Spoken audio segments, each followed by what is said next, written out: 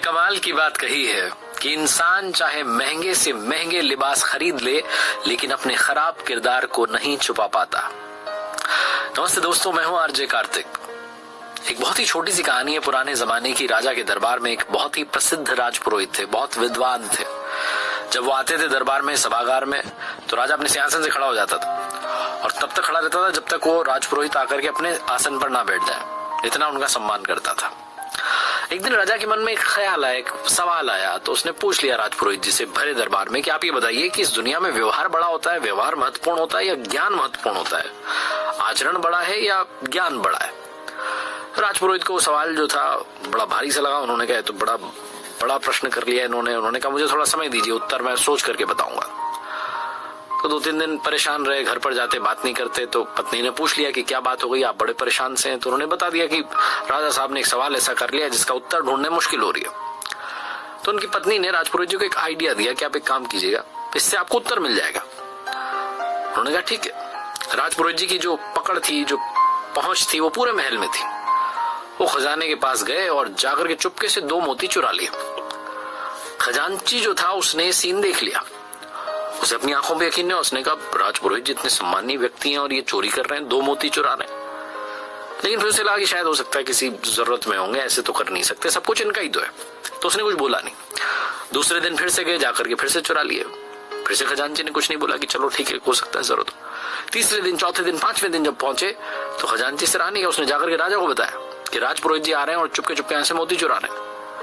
राजा को भी विश्वास नहीं हुआ। उसने मंत्री से कहा जाकर के जांच बैठाइए, फटाफट पता लगाइए क्या वाकई में ऐसा हो रहा है। 1-2 दिन में उसकी रिपोर्ट आ गई। बता दिया मंत्री ने कि राजा साहब वाकई में ऐसा हो रहा है, राजपुरोहित रोज आ रहा है और आकर के मोती चुरा रहे हैं।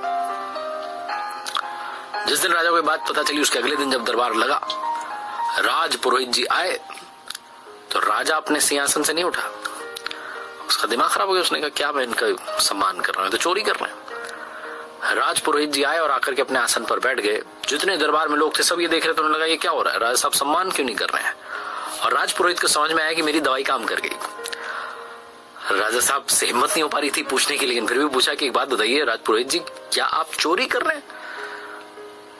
तो उन्होंने कहा हाँ मैं कर रहा हूं।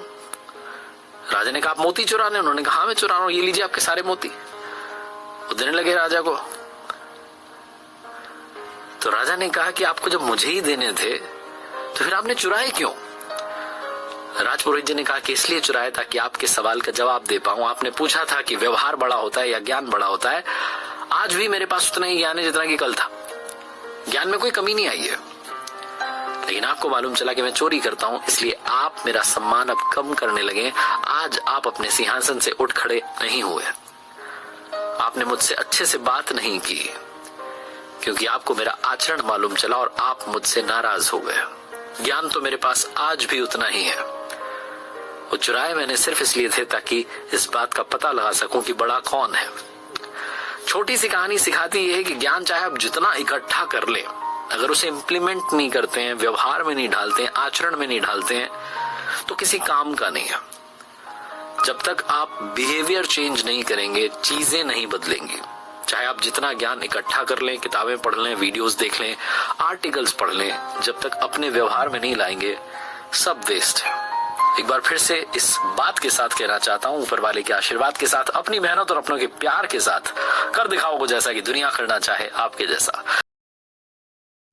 ऐसे बहुत सारे मोटिवेशनल वीडियो देखने के लिए मेरे चैनल को सब्सक्राइब करें। धन्यवाद।